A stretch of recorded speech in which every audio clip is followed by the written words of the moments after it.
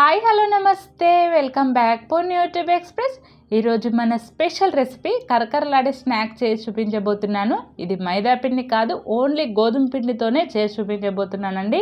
దీనికి ఎక్కువ ఇంగ్రీడియంట్స్ కూడా అవసరం లేదు, ఇంట్లో గోధుమ పిండి ఉంటే సరిపోతుంది. చూసారు కదా ఎంత క్రిస్పీగా ఉందో. ఇది చేయడం కూడా చాలా ఈజీ. లేట్ చేయకుండా ప్రాసెస్లోకి వెళ్ళిపోదాం. దీనికోసం 1 కప్పు గోధుమ పిండిని తీసుకోండి. ఇప్పుడు ఇందులోకి 1/2 టీ స్పూన్ వాము, 1/2 టీ స్పూన్ జీలకర్రను వేసుకోండి. వేసుకొని ఇప్పుడు ఇందులోకి రుచికి తగినంతగా ఉప్పు వేసుకొని 2 టీ స్పూన్ల నూనెను వేసుకోండి.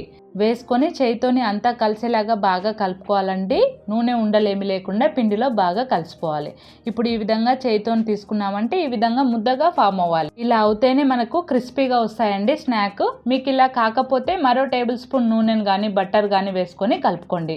ఇప్పుడు ఇందులోకి కొద్దిగా వాటర్ని వేసుకుంటూ చపాతీ పిండి కంటే కొంచెం గట్టిగా కలుపుకోండి. వాటర్ అనేది ఒకేసారి ఎక్కువగా వేసుకోవద్దు, కొద్దిగా చూసుకుంటూ వేసుకోండి. చూడండి, ఈ విధంగా కొంచెం గట్టిగానే పిండిని కలిపి పెట్టుకోండి. మనం చపాతీ పిండిని కలుపుకుంటాం కదా, దానికంటే కొంచెం గట్టిగా ఉంటే సరిపోతుంది. ఇప్పుడు దీనిపైన మూత పెట్టుకొని 10 నిమిషాలు దీన్ని పక్కకు పెట్టుకోండి. ఈలోపు వేరే ఒక బౌల్ తీసుకొని దాంట్లోకి 1 టేబుల్ స్పూన్ నెయ్యి, 1 టేబుల్ స్పూన్ గోధుమ పిండిని వేసుకొని ఉండలేమి లేకుండా కలిపి పెట్టుకోండి. మీకు నెయ్యి ఇష్టం లేకపోతే బటర్ కానీ ఆయిల్ కానీ వేసుకోవచ్చు. ఈ విధంగా కలిపి పక్కకు పెట్టుకోండి.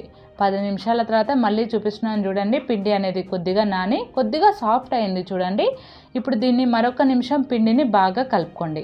ఈ విధంగా కలుపుకున్న తర్వాత ఇప్పుడు వీటిని 3 పార్ట్స్గా డివైడ్ చేసుకోండి. ఇక్కడ వీడియోలో చూపిస్తున్నట్టుగా ఇక్కడ నేను కలుపుకున్న క్వాంటిటీకి నాకు 3 పిండి ముద్దలు మీడియం సైజులో అయ్యాయండి. ఈ విధంగా ఒక్కొక్క పిండి ముద్దను తీసుకొని ఈ విధంగా బాల్ లాగా చేసుకొని పక్కకు పెట్టుకోండి. ఇప్పుడు ఒక్కొక్క పిండి ముద్దను తీసుకొని చపాతీ పీట పైన పెట్టుకొని మీకు కావాలంటే కొద్దిగా ఆయిల్ని కానీ లేదంటే పొడిపిండి కానీ వేసుకొని దీన్ని మీకు వీలైనంత పల్చగా ఒత్తుకోండి. మీకు గనక మరీ అతుక్కుంటుంది అనిపిస్తే కొద్దిగా పొడిపిండిని వేసుకోండి. చూడండి, ఈ విధంగా మీకు ఎంత వీలైతే అంత పల్చగా ఒత్తుకోండి. ఈ విధంగా చేసుకున్న తర్వాత ఇప్పుడు ఇందులోకి మనం ఆల్రెడీ కలిపి పెట్టుకున్నాం కదా పేస్ట్, దాన్ని ఈ చపాతీ మొత్తానికి ఈ విధంగా అప్లై చేసుకోండి. స్పూన్తో కానీ లేదంటే చేయితో కానీ అప్లై చేసుకోండి. ఈ విధంగా మొత్తం అప్లై చేసుకున్న తర్వాత వీడియోలో చూపిస్తున్నట్టుగా ఈ విధంగా కొంచెం టైట్గా ఫోల్డ్ చేసుకోండి. మరీ లూజ్గా చేయొద్దండి, కొంచెం టైట్గా ఈ విధంగా చపాతీ మొత్తాన్ని ఫోల్డ్ చేసుకోండి. ఈ విధంగా మొత్తం ఫోల్డ్ చేసుకున్న తర్వాత ఇప్పుడు అటు ఇటు చివర్లు మనకు కొంచెం సైజులు అనేది కరెక్ట్గా ఉండదు కదండి, కాబట్టి 2 చివర్లని ఈ విధంగా వీడియోలో చూపిస్తున్నట్టుగా అటు చివరిని ఇటు చివరిని కట్ చేసుకోండి. ఈ విధంగా కట్ చేసుకున్న తర్వాత ఇప్పుడు ఒక్కొక్క ఇంచ్ అంతా పిండిని కట్ చేసుకోండి. ఈ విధంగా పిండి మొత్తాన్ని 1 ఇంచ్ అంతా కట్ చేసుకుంటే సరిపోతుందండి. మరీ పెద్దగా కట్ చేసుకోకండి. కొంచెం స్నాక్ అనేది మనకు కొంచెం చిన్నగా ఉంటేనే బాగుంటుంది. ఈ విధంగా కట్ చేసుకున్న తర్వాత ఒక్కొక్క పిండి ముద్దను తీసుకొని ఈ విధంగా చేయితోని ఈ విధంగా ప్రెస్ చేయండి. చూడండి, ఈ విధంగా ప్రెస్ చేసి పక్కకు పెట్టుకోండి. ఇదే విధంగా మిగతా పిండి ముద్దలన్నిటిని ఈ విధంగా లైట్గా ప్రెస్ చేసి పక్కకు పెట్టుకోండి. ఈ విధంగా అన్నిటిని చేసి పెట్టుకున్నాం కదా, ఇప్పుడు ఒక్కొక్కటి ఈ విధంగా తీసుకొని మీకు అతుక్కుంటుంది అనిపిస్తే కొద్దిగా లైట్గా పొడిపిండి చల్లుకొని దీన్ని ఇప్పుడు ఈ విధంగా పల్చగా ఒత్తుకోండి. చిన్న పూరి సైజ్ వస్తే సరిపోతుందండి. ఈ విధంగా చేసుకున్న తర్వాత దీనిపైన మనం ప్రిపేర్ చేసుకున్న నెయ్యి పేస్ట్ ఉంది కదా, దాన్ని కొద్దిగా వేసుకొని దీని మొత్తాన్ని స్ప్రెడ్ చేసుకోండి. ఈ విధంగా చేయడం వల్ల మనకి లేయర్స్ లాగా వస్తుందండి, అతుక్కోకుండా. ఈ విధంగా అప్లై చేసుకొని ఈ విధంగా ఫోల్డ్ చేసుకోండి. వీడియోలో చూపిస్తున్నట్టుగా ఫోల్డ్ చేసుకొని పక్కకు పెట్టుకోండి. ఇదే విధంగా మిగతా పిండి ముద్దలన్నిటినీ ఇదే విధంగా చేసుకోవాలండి. మొదటగా ఈ విధంగా చిన్న పూరీ సైజు లాగా ఒత్తుకొని దానిపైన పేస్ట్ని అప్లై చేసుకొని దాన్ని ఒకసారి ఈ విధంగా ఫోల్డ్ చేసుకొని దానిపైన ఇంకొక ఫోల్డ్ చేసుకున్నారంటే రెడీ అయిపోయింది. ఇదే విధంగా అన్నిటినీ చేసుకొని పెట్టుకోండి.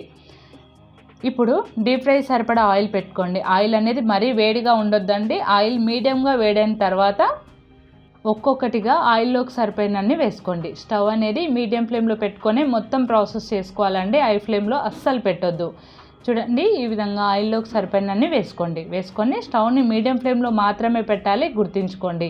ఈ విధంగా పెట్టుకుంటేనే మనకి మంచిగా ఫ్రై అవుతాయి, క్రిస్పీగా వస్తాయి. చూడండి, మనకి ఆయిల్లోకి వేయగానే లేయర్స్ లాగా ఎలా విడిపోతుంటాయో చూడండి. ఈ విధంగా ఫ్రై అవుతున్నప్పుడు 2 వైపులా తిప్పుకుంటూ మంచి గోల్డెన్ బ్రౌన్ కలర్ వచ్చేంత వరకు ఫ్రై చేసుకోవాలండి. ఈ విధంగా స్పూన్తోని తిప్పుకుంటూ ఫ్రై చేసుకుంటేనే అన్ని వైపులా ఈవెన్గా ఫ్రై అవుతాయి. చూడండి మంచి కలర్ వచ్చాయి చూడండి.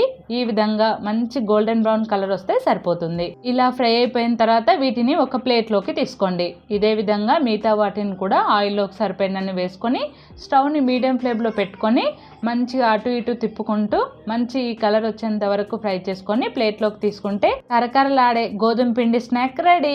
అంతే, సింపుల్గా ఉంది కదా, మీరు నమ్మరు. చాలా చాలా క్రిస్పీగా ఉంటాయి, టేస్ట్ కూడా చాలా బాగుంటుంది. ఇక్కడ మనం మైదా పిండి కూడా వాడలేదు, గోధుమ పిండితోనే చేసుకున్నాం కాబట్టి హెల్త్ కూడా చాలా మంచిది. కాబట్టి ఈ సమ్మర్లో బెస్ట్ స్నాక్ అని చెప్పొచ్చండి. పిల్లలకి చేసి పెట్టండి, చాలా ఇష్టంగా తింటారు. టేస్ట్ కూడా చాలా బాగుంటుంది, చేయడం కూడా చాలా చాలా ఈజీ. మరి ఈ వీడియో మీకు నచ్చితే లైక్ చేయండి, షేర్ చేయండి. మరిన్ని మోర్ ఇంట్రెస్టింగ్ వీడియోస్ కోసం మన ఛానల్ని సబ్స్క్రైబ్ చేసుకోండి. Thanks for watching. Bye bye.